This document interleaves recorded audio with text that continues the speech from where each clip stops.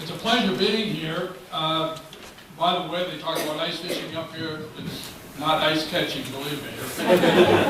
We caught one fish in 2 days, and there were like 8 or 9 of us on the ice. Anyway, I do want to recognize some other people. I did notice several Sand Island people here, which is great. The Yenches are in here that weren't mentioned. Of course, Warren, Bud, his 2 sons, I believe, are here. They're from West Bay on Sand Island. We got some Rocky Island people, Sherman and Jimmy Edwards, and of course the grandfather of Bayfield, Julian Nelson. So it's a pleasure seeing you. Mary Rice is from Sand Island, on the south side of Sand Island. But there's been some misinformation out there about what Carl and I are going to do today. We don't know enough to cover as much time as what they said in the paper that we would cover.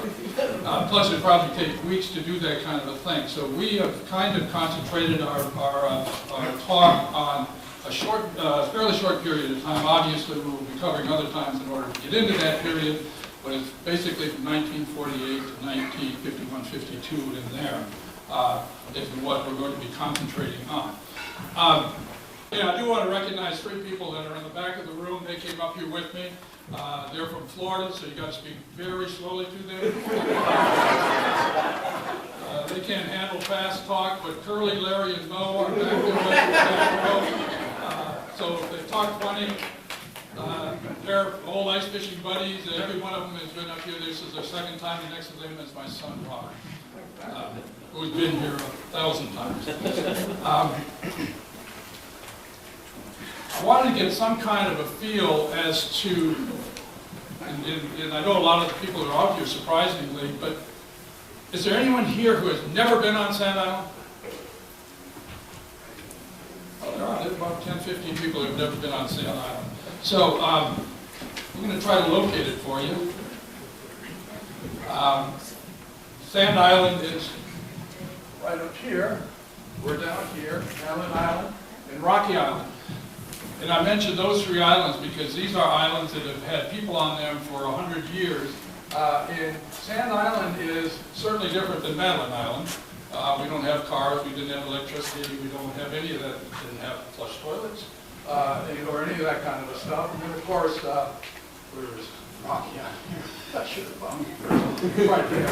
Right there is Rocky, which is, we have several people out here who are Rocky Island people. Jimmy Erickson is a Rocky Island person, but it's a little different. They were mostly summer camps, although I was talking to Jimmy Edwards today out on the ice, and he said there was one person who spent one winter out there. Carl and I were talking about that. But Sand Island had a permanent community out there for probably 75 years or so, where people lived on the island year-round. And Carl will be talking about that in a few moments. This is Sand Island. And, I brought some maps up with me. And the dark things, the dark writing is people who were here before our time. And the red is people who were here during our time on Sand Island. And we overlap some of them, obviously, but for the most part, these are latecomers. Of course, the Norings aren't latecomers, Hensons aren't latecomers, but they were there when we were there. But Carl may be mentioning different things, and you can refer to your map if it's not on the screen. But just so you know, this is where Mary Rice is down here.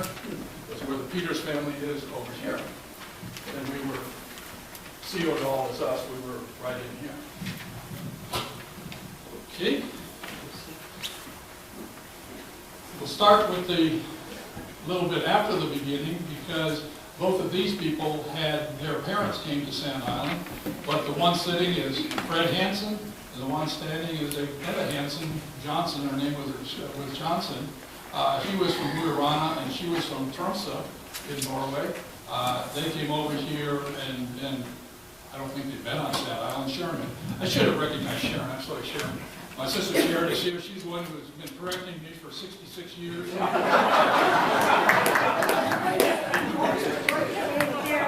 Telling me what to do, telling me where to go, telling me what to wear, telling me which shirt to ask out, which one I'm doing everything. But anyway, that's Sharon.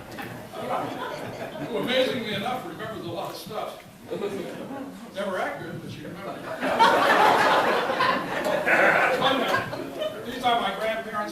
other side. You've seen a lot of pictures of Fred Henson. He's done a lot of the brochures and that kind of stuff around. He's the one that's sitting on the pond boat in the front of the pond boat. That's Fred Henson. So, but anyway, that's my grandfather and grandmother. That's Harold Dahl. That's our grandfather. When I say my, I mean our. Good-looking guy. You say I take after him. Carl takes after Grandma Hanson. Anyway, interesting family. It's almost like a Stephen King book in that this is the one that went out in an April day to go set his nets in 1928, I believe it was, and never saw him again. I mean, he got crushed in the ice and died. So it might have been in that boat, I don't know. It was an open boat like that anyway that he was in. This is my grandmother, Constance Ingridsen. They're still over in Washburn. She came from Washburn, but her family came from Bardo, which is way up on the Russian border almost. I was advised not to say that, but she actually could see Russia from her home.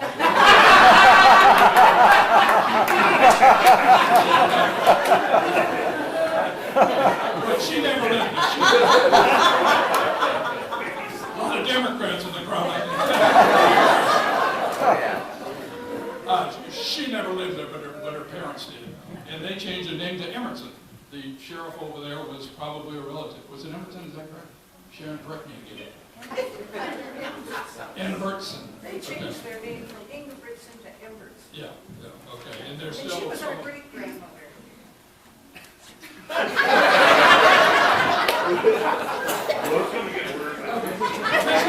This is when she was a teenager. I don't know that we have any pictures of her when she was an adult.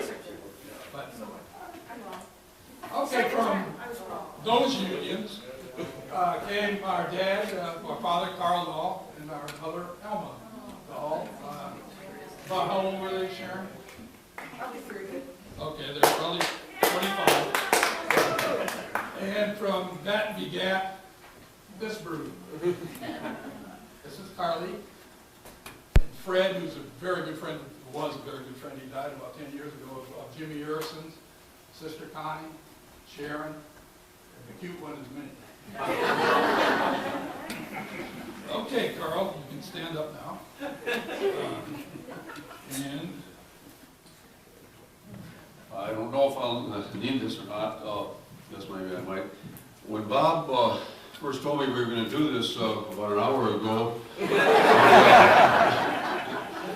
he said he wasn't too sure if I should get involved with this because I am his older brother. He thought I was getting a little slow. I probably wouldn't know where I was or what I was doing there.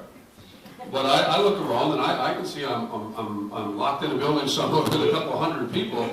The part that confuses me is, well, why is everybody looking at me?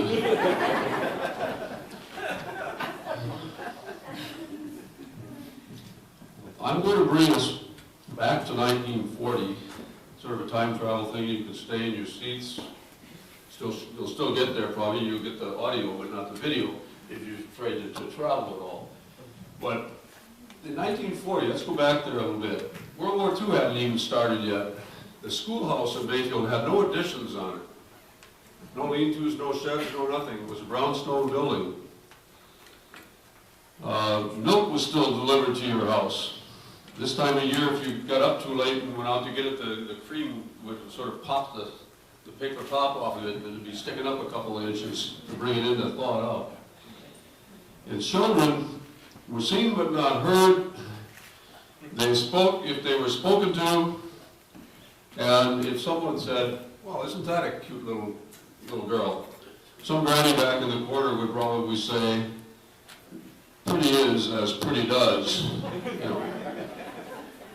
No one ever said that about me. That's one childhood trauma I was spared. Well, we'll move to Sand Island. Probably let's go up to 1943 just to get Sharon, Bob, and I born at the time, so that we'll be there when we get there. Probably going to Sand Island is you can't always get there. You can't tell if at a time like this, whether you could get there or not. Got to press a button or something? You couldn't tell till you got out to Sand Bay and looked across the ice. Well, if there was any ice, there might be partly open, there might be ice. You might have to go partly by boat, partly by This ice. has been my whole life. Okay. Might be partly by boat, partly by ice. Now Sharon was born in September, so there wouldn't be much problem getting her out there. She would have gone by boat. Bob was born next. This was Sarah to be in 41. Bob was born in 42, but he had to wait in town for a certain period of time, a couple of weeks. My mother was in the hospital for a couple of weeks at that time. They used to keep you in the hospital for quite some time. But also she had to wait some to go across. And Bob was taken across in a raging blizzard, he said, and on a sled. He was pulled over on a sled, and our older brother Fred said that the ice was like a rubber sheet. In other words, if you walked on thin ice like that, it sort of just kind of was behind you. Can be walked on, but so that gets us over to Sand Island. Where's that? So Sharon got there by boat. Bob was taken over in a sled, and I wasn't there at the time, but I understand that I part walked and part swam. But when you got to Sand Island, at that time, we're now into about January of 1943. I have a picture of the island. This shows the bay. The reason we have this picture up here, well, you could go to that one. So we crossed the water, nobody, nothing. There were some people living at Sand Bay. Herman Johnson at that time, a former Sand Island resident, had moved to live in Sand Bay and started a fishing business there and had a dock. But if you went out to Sand Island, by 1943, Bert Hill and his wife Anna Mae, who lived in this area, were already gone. You can think of it as a heat-seeking, if a heat searching out was infrared or whatever. You've seen these pictures of the raids over Iraq and whatnot, where you can see little light sources, from afar. There you'd have nothing. It would all be dark. All of this. So you get over here into the bay, there would be my mother and father and us, and Connie, Sharon, Bob, and myself. My brother Fred would have been in town in school, because the schoolhouse on Sand Island was there from 1910 to 1928, but the school was long before any of us were born. It was closed because the students that were going at that time, had all gotten older. So, and then you go down to the bay, just a little bit more to the Noring family here.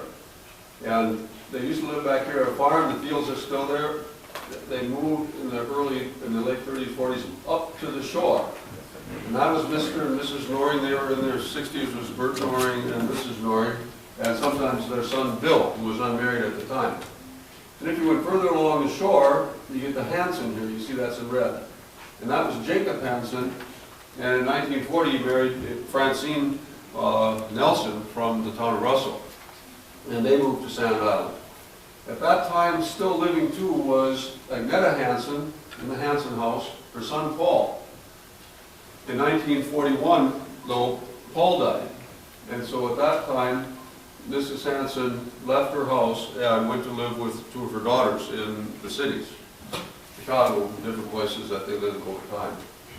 So in the early 40s, the only people living on Sand Island, and I'm talking essentially of fishing people here who lived there for the whole year, are the Dahls, the Norings, and the Hensons.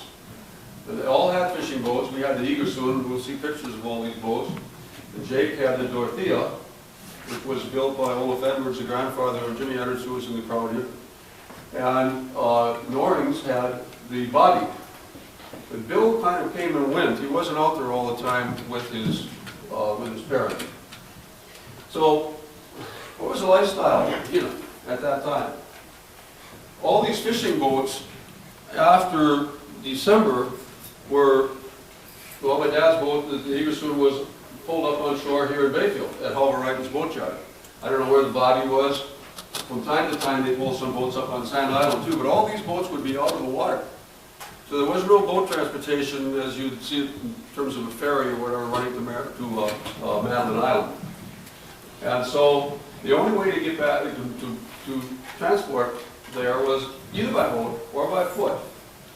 And like I say, in the winter months, the boats were up. And so all movement around this bay was by walking. There were no street lights, no street lamps, no signs, no police, no pavement, no sidewalks, no markings of any kind of paths would go along the shore here. And everyone would just walk along the bank to come and visit with various people. About half of these buildings at that time were abandoned. The Moes had left Sand Island. Who else as we go through the bay? They were the only other winner, the Johnsons. Herman Johnson and his sons had moved to Little Sand Bay, as I said, so they're gone. Jacob Johnson. Well, yeah, that's long ago, but, so the only commercial fishermen again left were the three that I mentioned. Now, during the winter months, prior to the stopping of the boats running, Possible Islands and the other boats would run sometimes into late December, sometimes as late as December 25th or so. They would come out and still pick up herring, a lot later than you would think. And they would start early in the year. So there was a boat that would come out 3 times a week to pick up fish, but that's of course during the summer months when there's no ice also. Here's the Possible Islands right here coming in to what we call Johnson's Dock. Another factor here was here's my dad's little body over there, and here's the Fred Henson house coming along the shore, is the Moe Dock. This is the Johnson Dock. There's the Mary, that's the Fred C. Anderson's boat that's come over from the point to greet the Apostle Islands as it comes in. Not to send back fish to get food. No. Well, they might pick up fish from, Dad or something here too. Yeah. And groceries would come in on the Apostle Islands. But during the winter months, people would do just like they'd done back in the turn of the century. They would visit each other and play cards, but there weren't too many people there. You just had Mr. and Mrs. Noring, older folks, my parents, Bill, once in a while Jake Hansen, and his wife. But that was the entertainment, basically, playing cards and just going back to each other's house and visit. But there were no paths. Now, my earliest memory out here was playing on our big screen porch that we had. We put our snowsuits on and everything, and we'd pile out on the porch. But nothing was shoveled except down to the shore, to the water hole, because we got water out of Lake Superior. And you just had a hole through the ice 50 feet or so off the end of the dock. You just kept that open during the winter, and we got water out of there in buckets to fill the water jar. Of course, wood was gotten usually during the winter months for the next year. They would start gathering wood in February, drying, so it would be dry for the next year. See, this is through wood, water is from the lake. Late in the fall, winter supplies would be ordered from Bayfield. In some cases brought out by the Fossil Island if it ran that late, or taken out whatever means across the ice, or by any boat that was available at the time. And that consisted of 100-pound bags of flour, 100-pound bags of sugar, 10-pound cans of lard, that kind of thing. Lots of Spam, corned beef. We had nets through the ice, so we had fish. We had very little lettuce or anything like that for salads. It was unusual to have a salad with a dinner. It'd be cabbage. You'd have a coleslaw thing, because cabbage store better. So, anything else in that era of the food and you have anything, Sharon, there? Of course, my mother baked about 13 loaves of bread at a time, and that was once every 10 days, something like that. She was constantly baking bread. She ironed all of her clothes, ironed clothes all the time, with the old wood stove, with the sat irons, whatever you call them on there, with the handle. You'd iron a while, and then take that iron, put it back on the stove, and clip the handle on a new iron and iron with that. So all those kinds of things were done pretty routinely by my mother. She was very efficient, and it was easy for her to do these things. It never seemed like it was much work for her at all. She'd be done usually by 2 or 3 o'clock, and maybe in her bed reading, or sitting down somewhere reading stories to us or whatever. Washing of clothes was difficult, especially in the winter. But we generally used 2 big tubs, and then the hand-crank wringer thing. So you'd wash clothes in one tub, bring them through to the other tub, maybe rinse, and maybe wring them back, and washboards. And that's the way clothes were done. Oh, baths. People ask, why take a bath? Well, same thing, the same tubs that clothes were washed in. Everyone's seen them hanging on the shed out in Montana or somewhere, just a wash tub. And that was used to bathe. And if you live much with wood stoves and tea kettles and so on, you know that it doesn't take a heck of a lot of hot water. We had huge tea kettles, gallon-sized tea kettles. And so when you get those things boiling and you add that to just cold water in a tub, it's not the same thing as the hot water that you get now it's just much hotter, so it doesn't take as much water to heat water. We never had a problem with the washing of dishes or taking a bath or that sort of thing. Always was, of course, there was plenty of water because we just walked down the lake and get it in buckets. But we drank, all of us drank that water. Our family did, every other family out there. The Hillings and Andersons drank that water, and the Yenches all drank that water up, I don't know if you still do or not. I can't hear you. Oh. Okay. I don't know if they still drink the lake water or not. They're saying yes, they do. Some people who came out there with a little more scientific bent would send it away and get it tested and sometimes have some problem that they thought. But we just continued to drink this stuff forever until we left the island, and it didn't seem to hurt us at all. This scene here is everybody waiting for the Apostle Islands. Here you have Gertrude Wellish, who has had a show. Bob Acker gave a presentation regarding her. Looks kind of like a boy there, but that's just the way she had her hair up. And there's her hat and boots. And everybody else is sitting here. Whenever you see those rows on the dock, they're generally sitting waiting for the Apostle Islands to come in. Because that was a big occasion there. Nothing else really happened. And 3 times a week, the fishbowl would come in. They would leave ice, boxes of ice, 10 or 15, 20 fish boxes, which were about 3 by 2 by 15 inches deep. Those boxes would be left by the Apostle Islands on the docks. They would then be put in those sheds, this particular shed, on the end of the Johnson dock, and a tarp would be thrown over it. So that was used when the fishermen came in this case primarily my father, when he came in, all fish that he caught would be stored on that ice until the Apostle Islands came. Then the fish would be taken by the Apostle Islands and taken back to Bayfield. Here's a picture of the Dorothea up at the Johnson dock again. And here's a picture of Drew Wellish's little boat that we used quite frequently when we were kids. The thing we want to mention here is that none of these docks or any of this infrastructure belonged to us. You know, it wasn't the Dahl dock, it wasn't the Henson dock. Well, Henson's had a dock over there. But this had all been, I don't know what we call it, abandoned, but this was Herman Johnson Sr.'s dock. And it was all just shared, with no charge for it, you know, made for the use of any of that infrastructure.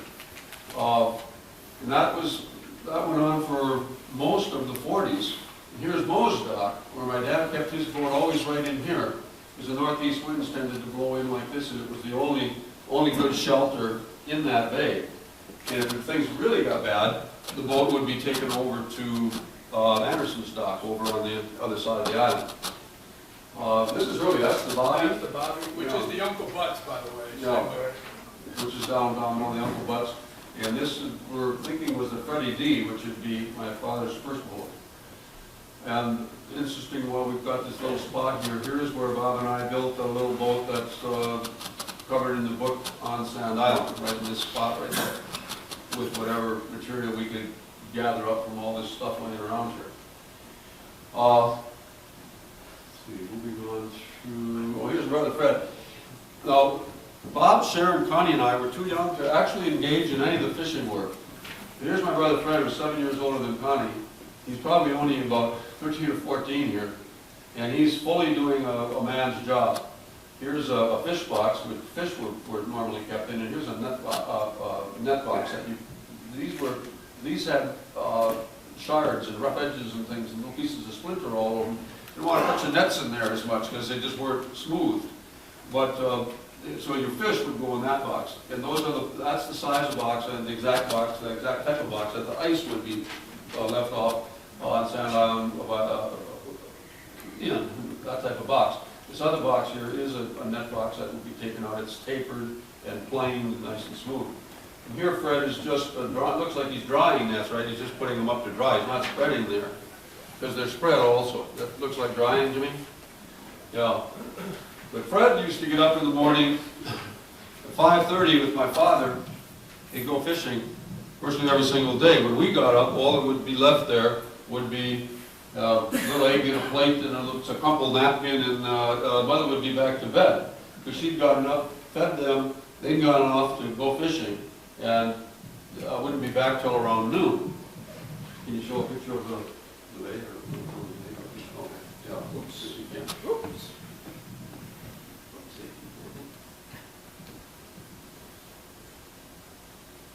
Well, this again, we put this picture in here so we could show today. You really can't see too well the older buildings that are still there in the background. But that was a Lawfield group there. They had a home on the shore here, but this is before the time they were covering. But, you know, they're just out, apparently just rolling around, having a nice time in the afternoon there. So it's a sweep of the bay, yeah. Again, with the Fossil Islands, a couple of little stories about the Fossil Islands. When it came in, of course, it was 58 feet long, it was 15 feet wide, and it carried about 40 passengers. And when that boat would come in, these passengers, of course, would file off the boat and run up the shore, run up the roads and so on, and sort of go wherever they wanted about Sand Island and the docks and so on there. But it only stayed about half an hour, and these people had to get back on the boat. Well, almost every time in the middle of the summer when there were a lot of people on the boat, they'd get ready to leave, and some of the passengers would be gone. They'd run up the road somewhere, and sometimes they'd send us kids after them, and it'd usually be a young couple. They'd come running down the road holding hands and so on. They'd help the road somewhere, doing who knows what, you know. But then another story is when this boat came in, we tried to figure out something we could sell them, you know, to make a few bucks, you know. So, yeah. The thing about Sand Island, if you can see here, there was nowhere to spend money. There were no stores, no candy stores, no soda pop, no nothing. You could buy a pop off the Fossil Islands if you could afford it. I don't ever remember doing that. But you could have 25 cents come out there to stay 15, 20 days and still have the 25 cents. When the time is up. And I know Jimmy Erickson would say, yeah, and you still got that 25 cents. But you could, I had two little jobs out there hauling ice from the Fossil Island. When the Fossil Islands come in and had some chunk ice, I'd take that up to a couple of people along the shore. And I'd make like 10 cents one time, 25 cents the next. I'd put that in a little jar, and at the end of summer I'd have whatever that was, might be like $3.83 or whatever. You know, I haven't spent a penny of it. Another story about Fossil Island. We tried to make these little canoes. We get a bunch of little birch bark canoes, sewed them up and whatnot, little wooden seats in them. I don't know, we were probably 8 or 9. Sharon says we didn't sell one. That's all, you know, I don't know, I wasn't much of a salesman, I wouldn't even try. I can maybe try. Yeah, but when you say we couldn't sell one. I wanted one, and I thought, why wouldn't somebody want one? I wish I had one. Pardon? Oh yeah, move along, okay. Now, the other thing, other story, one time the Fossil Islands came in, terrible storm, northeast storm. The whole lake was red, and the crowd got off that boat. Well, about 26 of them weren't going to get to Toya, were not getting back on that boat. I'm going to stand right there. These people would not get on that boat. I don't blame them. I mean, I've been seasick, and anybody that's been seasick, they just would not get back on that boat. So they're going to pay my dad, who had the Eagleson sitting over inside that L on the moon dock that we showed earlier, to pay him to bring him across. Well, he finally decided to do it, and I'm thinking on the dock saying, I wouldn't get on that Eagleson. I mean, this is what they're getting off a 58-foot boat and getting on, you know, a 30-footer, you know. So anyway, my cousin was just telling me today it's the first time he ever saw my dad close all the hatches. You know, load those people, you know, close all those hatches alongside the boat. We haven't got a picture of it. Yeah, see that open hatch there? Yeah, right in there. He's, my cousin Harold here today remembered that same story. He told me it's the first time I ever saw your dad close those hatches because the boat rolled so bad, you know, and it was in the northeast. It would just be a big trough all the way over. So, but they did. About 12. We figured about 12 people got on the boat, and he took them over to Sand Bay. They just would not get back on that Fossil Islands to continue the rest of the journey. Are we wanting to move? Oh, okay. This is the kind of thing that we did out there. What did you do? We didn't have any games. We had no electronics, no Game Boy, no phones, by the way. We had no contact with anyone. And so but we did have what we call an abandoned ghost town these days. We had all these buildings and docks and things, and we could go with a crowbar and rip a plank off here and a board off there, or just load up a skiff and bring it home and build a shack. So here we are with a couple of smaller rafts, and we're fairly young there, that we made, and that's where one of my brother Fred's boats, and we're just swimming and fooling around there. No, that's actually John Shaw's boat. Fred got it, but it doesn't matter. Who are they? That's David. David? Harold. Well, Harold's here today, yeah. And Connie was not here, and there's Sharon who's talking here. Okay, I guess what we're going to do at this time is move through some of these pictures, and since as I was telling Bob Mackworth earlier, I'm not too sure exactly what you would all be interested in. We'll run through these pictures, and then we'll probably go into a question thing and see what people might want to know that I just haven't covered. Here again, all the sheds, and you can see the real nets, and that's right where Fred was reeling nets, right in front there. And these sheds, all that land is gone now, back in there somewhere. So there's a good 100 feet of land gone along that shore. But here's Bob, here's Sharon, and me. Was this Harold? Harold and Yeah. David here. These were sons of my dad's brother, who lived up the beach in the summertime. Miss Connie and Sharon walking along the beach. That wasn't staged. No, that wasn't staged, or was staged. So, here we are in the back of the Henson. And this was a typical day for where we looked and where we ran around. Here's Bob, here's Sharon, Connie, and myself. This looks like looked to me like the pump over for the, over at Anderson's for the water system. I'm not sure if anybody knows what that is. Here's one of those ringers here for a washing machine. That's a little more modern. But as you can see, there are no life jackets anywhere in the picture. And a lot of what happened in those days would be considered child abuse. We never, that's a sickness and health, a sickness thing, what we did, that was kind of, we might get into some of that. And what happened if you got sick? We might talk about that if we get a chance. Here's a raft built by this guy here who built just about everything around there. That's me. This is Bob, and this is Jake Henson's son, Paul. Long raft, we used to call these tree loggers because they're made out of 3 big logs, all boards and things, and that's all just pulled off or whatever we could get it off them around there. Never bought a nail. All of our nails were pulled out of sheds or boards or whatever. We had cans full of nails all over the place. Never bought a nail at the time we were out there, or a board or anything else, as far as that goes. This is very typical. Yeah. Here's Harold. Harold, you want to stand up? He's right back there. That's Harold sitting there. This boat was built by Bob and myself on the beach over by whatever. I was it 6? I was 11 or so or 12, and Bob was 2 years younger. But in fact, I think Harold didn't say we were going over to Moe's to get some boards. We were going to go over to Moe's dock and look for some boards because we were borrowing the shack. Yeah, borrow a few flags. Everything you see there was picked up or torn off a shed or whatever. Just put it aside to me, Edward was telling me that Eddie Erickson said that he took things because he wanted to get them before somebody else stole them. Yeah. That's what we did.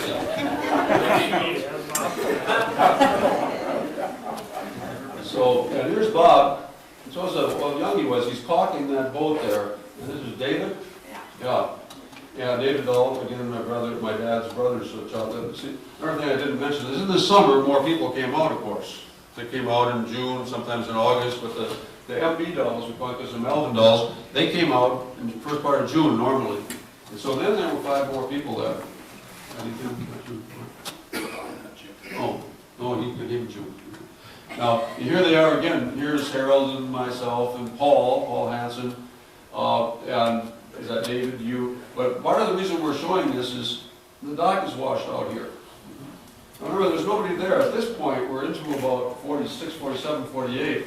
The Norings had left. They lived out there till 44, all through the year. They left in 1944 and didn't come back much. They were back in the summer from time to time, but as a general statement, they were gone. Mr. and Mrs. Norrie would come and stay in their house from time to time. But they were building a new house in town. But all that section of dock is gone off, where the Plastic Islands was coming in right there. So what do you do? Who's going to rebuild that? Back when they had a community of up to 100 people, they had all sorts of men from all the different families would pitch in and help on this. But there was no way my dad was going to be commercial fishing, doing all he's doing, to go down there and start hand building that dock. Besides, you'd be repairing somebody else's dock. So what I'm getting at here is the infrastructure was starting to disappear that you needed to actually fish. And here we are, so we decided we were going to build our dock. I'll kind of get into that part maybe now. Why did we leave? Well, there's a picture there. The infrastructure was going.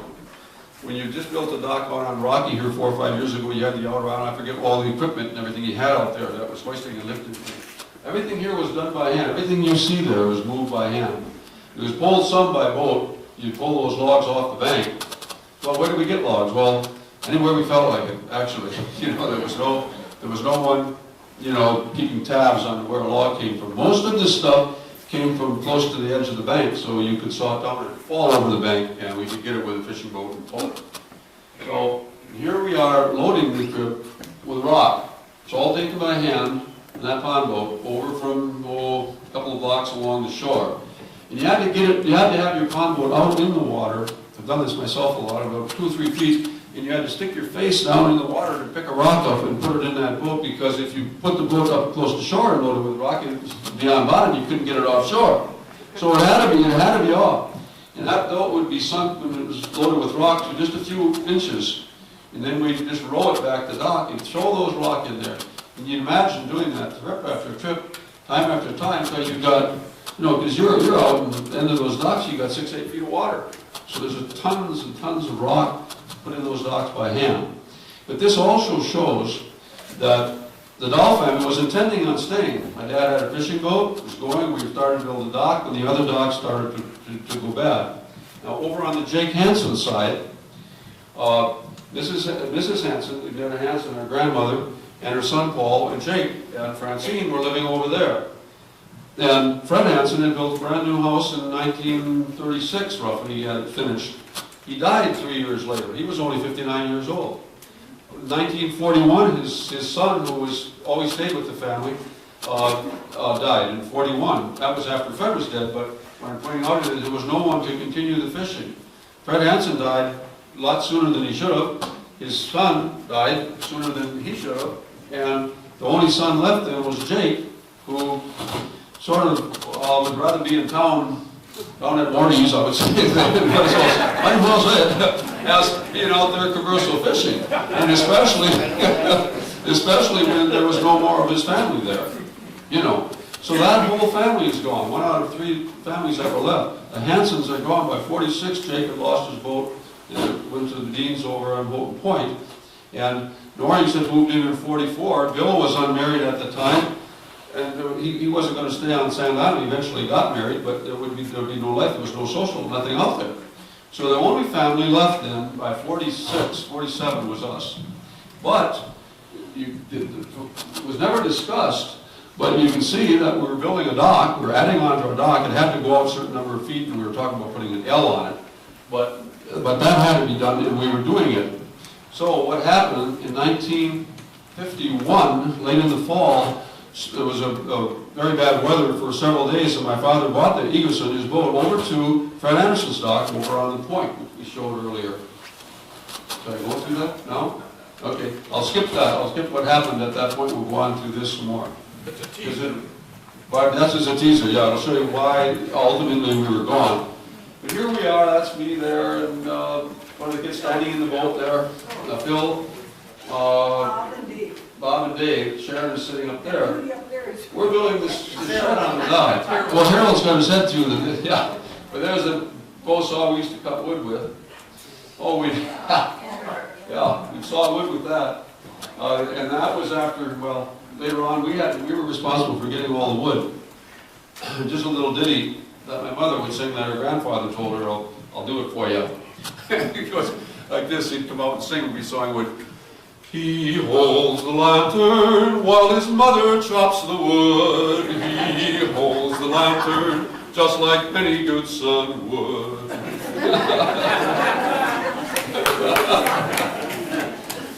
So you thought that was pretty humorous. Here we are in the pond boat getting dry wood for just for firewood. This we call basically kindling. But see, this is a long cedar. I spot these from even now, in a picture. But we pick up some of those lengthy ones. The same with our rafts. Dad said, well, I don't want you to build a raft, but that we use it for dock repair. So we were always fighting with my dad over what we could use for a raft and what he wanted for repairing the docks. We usually get it because we build a raft, and if it was going to go, it would be during a northeast storm, and it would all go up on the rocks and come apart, and you'd have the logs again anyway after the setting. But there, up in front is Bob. This is a prime position. He's the youngest. He gets to have that spot. We used to fight over stuff like that quite a bit. Who's going to be way up there? Here's, is that Harold? Yeah. There's Harold. Is here Harold, Tommy, Sharon, Dad, Dee, and Bob.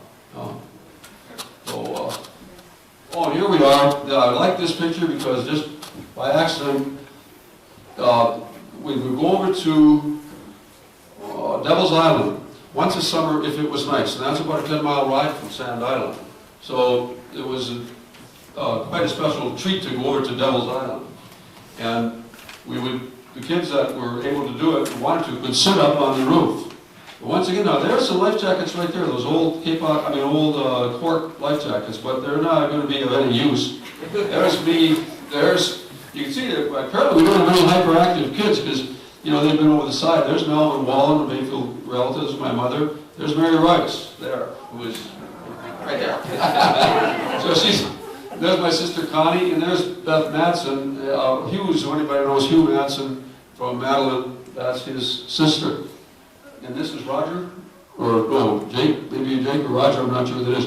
But we're on our way to Devil's Island. Well, why we go out there? There was a big rock shelf and blueberries, and we'd go out there and pick blueberries, run around the beach, that kind of thing. But out of those, this is an interesting little facet. What do you got? 1, 2, 3, 4, 5, 6, 7, 8 people. 2 of those people became Rittenhouse singers, which is really kind of unusual. I mean, she lived in Bayport. She lived in Bayport, and I lived in Bayfield. And 60 years later, roughly, after this occurred, just by random chance, and at the same time too. 50 years, she said. Yeah. Okay.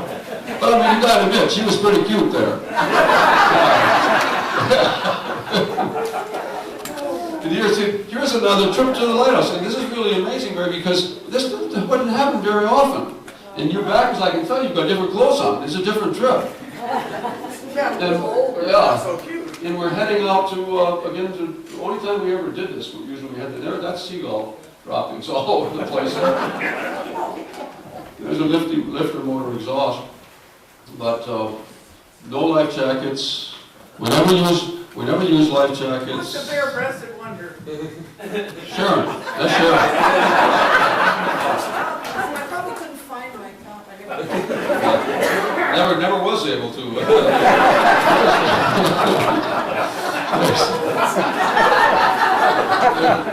There's a woman that married my brother Fred, Mari Madsen, who was Hugh's sister also. Beth was there earlier. When I see Dean Halverson over here, I just got to tell a real quick story, because his father, Pete Halverson, used to live on the shore. Or not his father, was it your grandfather? No, I'm inviting to Pete. I don't know how Pete was. Where was Pete? Your grandfather? Yeah, that was Martin that was in San Bay. Okay, when he was in San Bay, and my Uncle Jake came over, and every once in a while they get stuck there because of snow, or like I say, the ice wasn't good. And Jake tells this story. He said he was like sitting out by the door, and it must have been Martin. I thought he said it was Pete, but he came out, and he's got his shotgun. He goes, "What do you want, Jake? Rabbit or partridge?" He could get him whichever one he wanted. I mean, he just take your pick, I'll go shoot him. They start to joke funny that he was so confident that he could do that. Plus, those people on the shore often played a really great part in our lives, because we come over and get stuck like that in storms and so on. And you read through a lot of the old diaries, and you hear about staying with people along the shore until you were able to get back to the island, which might be days in certain instances. Here's a picture of the inside of our house. The fireplace and clock and all this, and there are little wood blocks. I always kind of like those. You can pass through wood from the outside. Of course, somebody could also break in, because I did it in many of the places out there. So, saying, well, let's clear the wood out, give it a little tap, and you're in, crawl through the wood box. But down there's me, Connie, Harold, who's here, Sharon, and these same kids, Bob, over here. Yeah. During World War II, bubblegum was, some ingredient in bubblegum was taken out of it. You couldn't get the double bubble kind of hard bubblegum. My dad bought a big box of bubblegum, and he'd keep it hid from us, and once a day if we come walking along the shore over towards Moe's Dock, he'd go into his fishing shed, he'd come out and give us each a piece of bubblegum. So we tried to figure out how to get at that. So, which is what's just kind of consumed most of our time, is trying to do something like that. And Bob, who couldn't talk, he was, what, 9, 10, something like that, just several hours ago, he wouldn't say much. He wouldn't talk, but he understood. So Connie, Bob, and Sharon and I were over about in front of Moe's blacksmith shop, was over along the shore there, and my dad's working on the reels over at Moe's, and trying to figure out, say, Bob, and he wouldn't answer, but she said, you go over there and get some bubble gum. Ask for bubble gum. Your dad won't think that you can know what's going on, so he'll let you follow him into the shed. And when you get in there, remember where the bubble gum is, and come back and tell us. Well, now the first question that comes to even to my mind is, how did he ask for bubble gum if he couldn't talk? But couldn't. They talk about sheds right here. There was another one built in here, and the door was there. We were over here where we hatched this thing. Now, I remember Sharon and Connie both thought, it won't work. He can't talk. He won't be able to tell us. It's not going to work. I said, no, let's try it. I thought I had more confidence in him than the rest of the family. So sent him in, and sure enough, he went over. We're standing back. Dad goes, opens the door of the shed. Bob follows him in. And we all get our bubble gum at that time. And then later on in the day when Dad's off working somewhere, I grabbed Bob and said, okay, take him in. And it's funny because the door just opened and here was Bob. I just kind of pushed him on in front of me. He was kind of taught me. He goes, you say, there up on the rafters back was the bubble gum hit. So after that, we pushed fish boxes and things up there and got after it. We always tried to take just enough so it couldn't be seen. And over at the fish house with the ice, all of our pop and meat and things were kept down in the fish house on the ice. Rather than bring them up to the ice box at the house, you'd bring them up as needed. Otherwise, you just kept them in the fresh ice down in the dock. And of course, we were always trying to get in there and steal pop out of the ice box. Here's our house. This was the big porch, which really was a lifesaver to my mother because we could all go out there and play, and she had a latch. We had top when you couldn't get at, so we couldn't sneak out of it. But as we run out of that door, there was no sound, there were no cars, there was no noise other than natural noises out there. But if you ran out the porch, you were kicking down the stairs, the screen door would slam behind you. Well, mother would say, don't slam that screen door. One noise that we had, she didn't want. You could hear it way down the beach whenever anybody came out, there'd be a crack in that door. Nicky Compton here was out there, visited us once at the house, maybe more than once. That's the house we slept upstairs.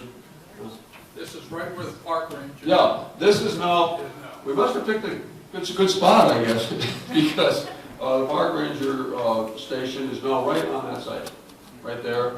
And it's a lot of this land is gone. But also you can see we didn't have even power lawnmowers at the time. My dad cut all the grass with a scythe, and you did once in a while. You had to get a certain depth before you could really cut it with a scythe. It doesn't cut easily without a scythe. When it's too short. So it would be fairly long from time to time. Then he'd come along wherever he felt like it and cut it, which wasn't too often. Anything you want me to do? Oh, okay. One more story? Yeah. One more story? Okay.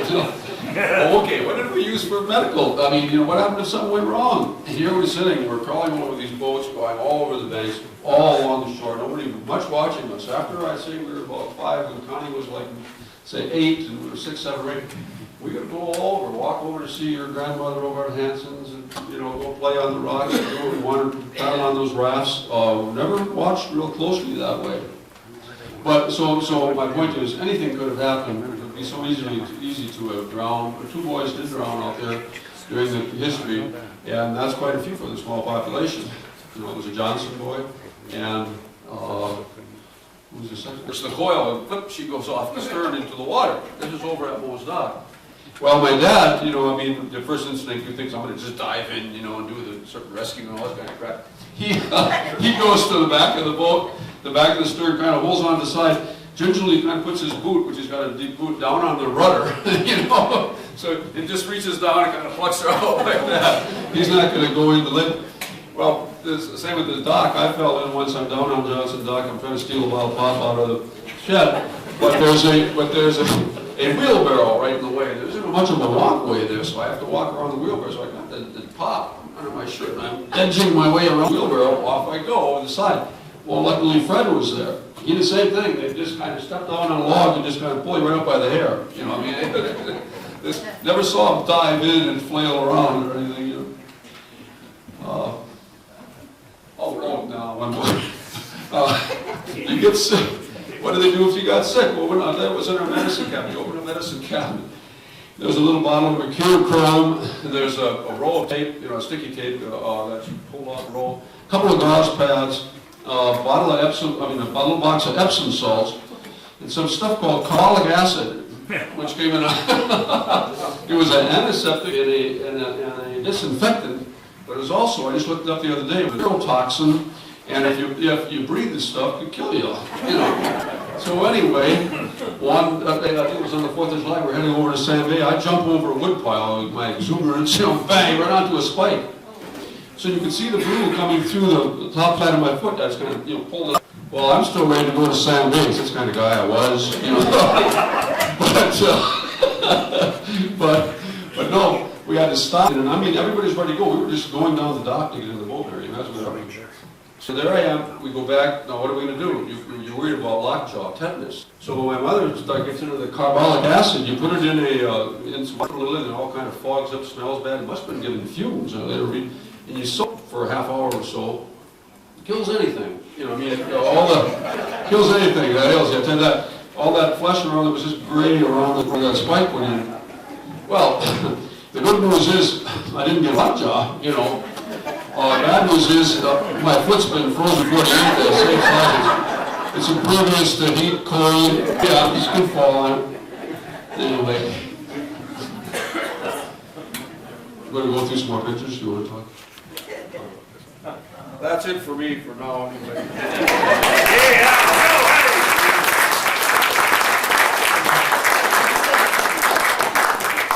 You can certainly tell he doesn't have lockjaw.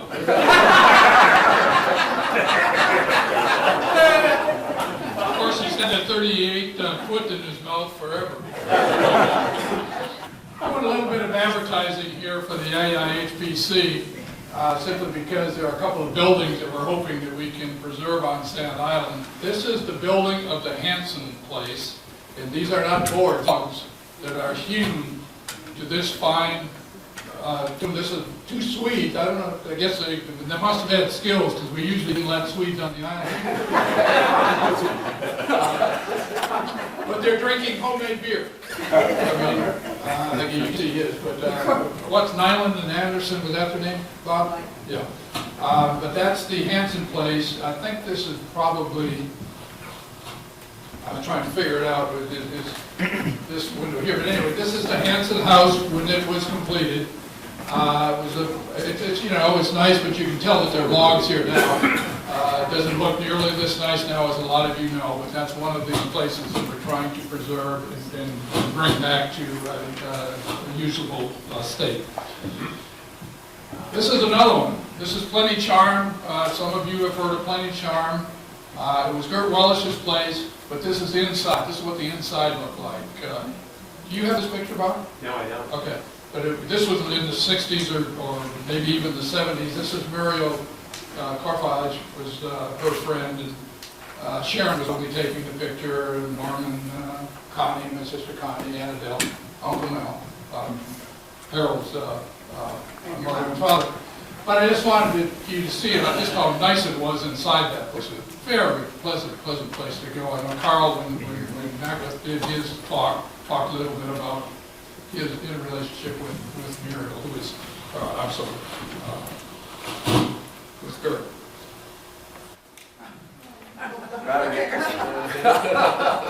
This is Warren Unit.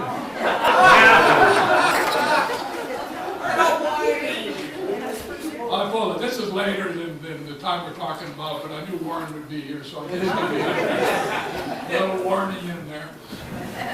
He's playing still. Hasn't stopped. Mary, his brother Pete, and is that Strand?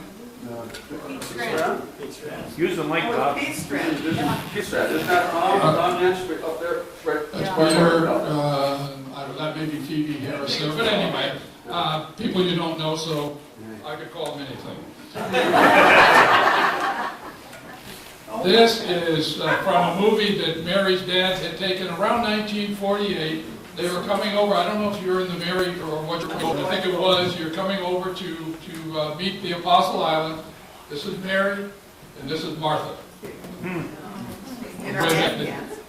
Oh, a beautiful dog. And polka dot. Not a very original name, but a beautiful dog.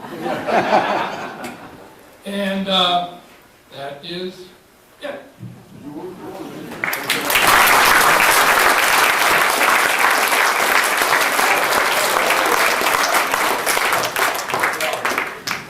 He cut me off there at one point, just quickly, I gotta tell him where we left Sand Island, where the big storm brought the boat over to Anderson's dock, and my dad tells the story, this was in the fall. He told us after coming back to Bayfield, as he just rounded the path up by the lodge on Fred Anderson's property, if you know where that is. He was just coming down the steps when the boat broke loose from the Anderson dock and washed right up on the rocks there in front of what's called the lookout. And the way he tells the story, I just turned around and walked back because he realized there was nothing he could do. So the boat had at least a hole, punctured bottom and so on, and it must have been fairly much owed to the Booth Fish Company because it went back to Booth fishing. And go ahead. It's also at the time there wasn't much fishing in the No, Lamp Creek. right. The fish were falling off anyway. Some fishermen still hung on, but the fishing was falling off in the 50s. But there he was. The Hensons were gone. The Norrings were gone of these three families. Yeah, we were the last, but the intention was to stay. He never talked about not staying. I don't know what we would have done. Also, when we started going to school, Fred was being boarded for 6 years up to the 6th grade while we were still on the island. But when Connie was old enough to start school, we would have to start sending her to town too. So that's part of the reason we moved to town for the winter months, because we were all starting school. We were going to be just 1 year to the next, or we were going to be 5 months in school. So in any case, without any newspaper, there were no newspaper articles like when the last person is left for living on Sand Island year-round in 44, nothing like that. He just came in, the boat was on rocks, and just kind of sort of silently phased out. And then the next summer when tourists would come, or people like, the Hensons, who may not have even heard, the boat was just gone. It was over. That was the end of fishing. The dock was partially built, the boat was gone, and there was no way for him, in this situation he was in at the time, to have the boat repaired and so on. So in the whole Booth Fishing Company was sort of a company sort of arrangement where they supplied your nets and your corks and things, so you owed to them, Go ahead, Jim.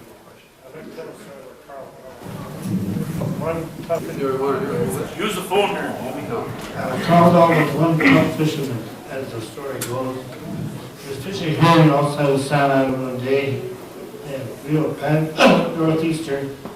One of his hired men says, Carl looked down, and his hired man was hanging on his sleeve. He says, please, Mr. Dahl, would you take me home? Pay me today. He never called me Mr. Dahl before.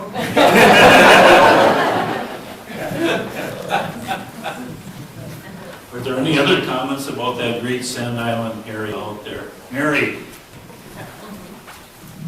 We all decided that we couldn't really tell our story. It was in a different venue because we can remember things that we all pulled out of Yenges and Dolls, both the Melville and the Carl Dahl, and anybody else who came out there. We had a junior high, high school, and college bunch of years.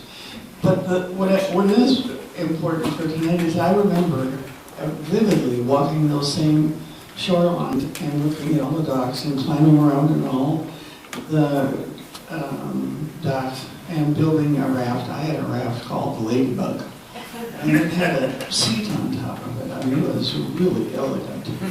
And I remember being a part of the crowd standing on the dock waiting for the Apostle Islands to come in.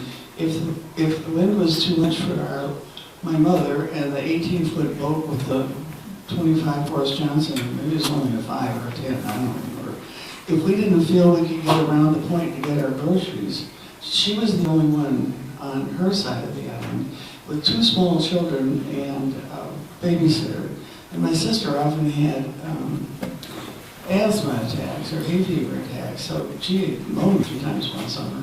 So the babysitter and I, or whoever was able, would start walking to East Bay, on the East Bay Road, and try and get there in time. Most of the hurry was to get the next grocery list in on the boat, so that it came back out. And if we were really lucky, Elma Dahl had just baked bread. And if we really looked innocent and hopeless, she'd give us the keel with all kinds of butter and white strawberry and jam as you raced out the door to make sure you got the grocery list to the Apostle Islands in time. I also remember the skiff. It seems to me that old skiff that all the logs and things actually died its final death on my shore.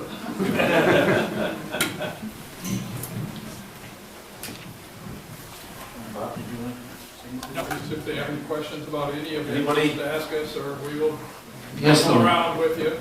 young lady in the second row, please. I'm just wondering if you had any spiritual upbringing that wasn't a church or anything. I'm not that one. We can answer that. Yes, sir. There was no church out there. A couple of times in the earlier years, one time a Presbyterian minister tried to come across in a horse and buggy, real thin ice, barely made it back. This is in the Bird Hill diary. You might remember it, Bob. And Bird Hill actually had to walk in front on the way back and find the path that they could go without coming through. So some miraculously had made it across. They tried a revival thing on Sand Island, and some of the people tell me it didn't take that well. But no, us. At that time, I was going to Lutheran Church, and everybody was essentially associated with that Norwegian Lutheran Church in Bayfield, or just a Lutheran church. And when Bob, Sharon, Connie, and I were all about, when Bob was about a year old, we had the Reverend Holcomb from the church come out to Sand Island, and we were all baptized in one day there. It was just a hell of a victory for them. We were all baptized in an afternoon on the porch that you saw there in the house. I remember getting all dressed up. It was quite an occasion. People were from all over having their, cake and coffee and so on. So there Connie would have been 4 or 5 before she was baptized, and then we would just go 5, 4, 3, 2, 1, basically on down the line. And we weren't getting in town. See, at that time we lived out there year round. So, but interestingly enough, they did come out to do that baptism. Can we sing Eternal Father? Our little brown church, we do have church out there now. Oh, yeah, we have services over to sort of, it's a lay service, you would call it, or to Anderson's Lodge sometimes down here. We've had that for years, one of the most wonderful experiences you can have, really. But in terms of an organized, structural, religious thing, no, there never was. A couple of times revivals at the schoolhouse, we're talking 1920, somewhere in there. Got some really good stories about it, I can't tell them here. Carl, it sounds like there's a lot of spirit on there. Yeah. That's after the Bible or otherwise? Yeah, I'd say, I'll let you figure that out in your own. But also there was a Christian Scientist thing going on by my grandmother Henson and somewhat Anime Hill. And I spent many a day I remember one time I was swinging on a rope, swinging around, off and came back, bang, into a tree, big knob on my head. So I'm in bed with, with pillows up here. My grandmother comes in and says, because they didn't believe in medication, it was just say, you're God's perfect child, you're God's perfect child. Because they believed that pain and illness was not, God gave a thing, that sort of thing. I'm not going to go into that whole rationale, but that was the thing. So I'm going, I'm God's perfect child. I'm God's perfect child. And I was thinking, Boy, the value's an aspirin.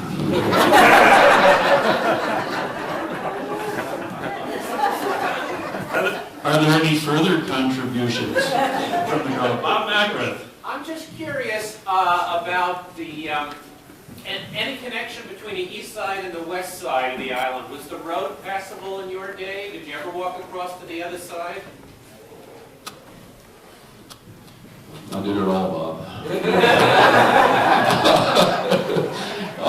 Yeah, there was a road starting from about where you saw, which shows T-Dolls. It was starting up about Agro Welsh's. You'd actually pass T-Dolls. There's a concrete foundation there, a little bit left, and a few old rusty buckets. You ever go to any old places, for some reason, there's always a rusty bucket, you know, or an old piece of sewing machine or something. But there was a trail through there, but it wasn't very good even in our day. You know, you had a dad had to come with us to pretty much show us, okay, here it is over here, and so on. So there wasn't a foot traffic. I got to assume that when the Turner and the Barker and those boats came, that those people may have walked straight through. I have no personal information that they did, rather than taking a boat around the island. It would have been a lot simpler to just take a boat around. But there wasn't a lot of foot traffic that way. Even when they had a couple of parties at the big building there in West Bay, you know, the big lodge building, they would go by boat. And I did stop there once with my dad. Another thing we used to do for entertainment was go around the island. And Mary's parents, Bill and Betty Hewlings and Marge Milton, and Mary might have been there herself. They just take a slow kind of putt cruise around the island, singing and partying and carousing. Yeah, that was with the. And once in a while they'd stop at West Bay if there was anyone there. And I just remember one time that I stopped and was able to go up to the house, up the stairs, and to the door, and open the door. And remember that there was a big table there in front of the fireplace, and all these heads kind of, like there was about 16 heads looking towards the door, because we had come right at dinner time or whatever, we were delivering some kind of message or something. But otherwise, I have very little memory of anybody over there. So we didn't, personally, as a family, stop there a lot, chat. Although no grandfather Dahl did, because he's got pictures sitting with Frank Ehaw with the fish and whatnot. Plus, he had other stories and other pictures over there. But in our generation, we did not go to West Bay a lot or stop there. We would just cruise right on by. Carl, was Sand Island light in service in those days? Yeah, the Sand Island was in service, but not, it was a settling, the tower. There was a tower in front. It's tore down now. The brownstone building was not in service, what is that, 1921, roughly about that stopped. And Chapter Light, I was a campground host and did the lighthouse talks. Should have been there for some time, Bob. Question right here. Yeah. For one of the pictures, something was said about, there was a picture of the shoreline saying that it's all gone. Now, is that to say like the shoreline eroded away, or buildings were gone, or? A couple of things. When we went there, starting from Moe's, it was a blacksmith shop, all full of iron and, you know, leftover stuff we'd dig around in there. Well, when the park bill was passed, a lot of that was cleaned out, and some buildings were burned or just taken down for whatever reason, safety, somebody getting in there, cutting their hand or something. But over time, hadn't they been taken down, then some of them at least would have gone with the erosion that's occurred over the years. There were some buildings there, that Beard building, which if you have to know Sand Island, you walk along, I can go up and see the basement holes, where there were several hundred feet of land in front of those places. But in the old diaries, they talk about driving in front of those with the horse and carriage, you know, I mean, in a horse and buggy. And now it's gone. So it depends on the place. But we used to walk the bank. We had no beach. We walked the bank, and every year we'd come out in the spring, and we'd be the first ones there. We'd out of school 2 weeks early to get out there. Some bank would have crumbled, and we would have to move our path, so we had a clear way of knowing. And in some cases, 10, 15, 20 feet of bank would have fallen off at certain places, not all through the whole curve of the bay, but at certain niches, it would be dropped, and we'd have to move our path. See, that's what for when you couldn't talk. Tell you what, all good things have to come to an end. In closing, again, it was a treat to have you all here, but the great treat and the great honor was having Sharon Dahl here, and Bob and Carl. Their experiences on those islands are so wonderful to hear. That's not all of them out there, though. Organizations like BHA and the AIHPC are there to tell you the story of the Shaws and the Andersons, the Burt Hills, and people that went way before our times, the Campbells, and there's a whole pile of the Yenches out there. Those rascals, there's good stories to tell about all of them too. And maybe one of these days we'll get them up here to appeal to the greater knowledge of the area.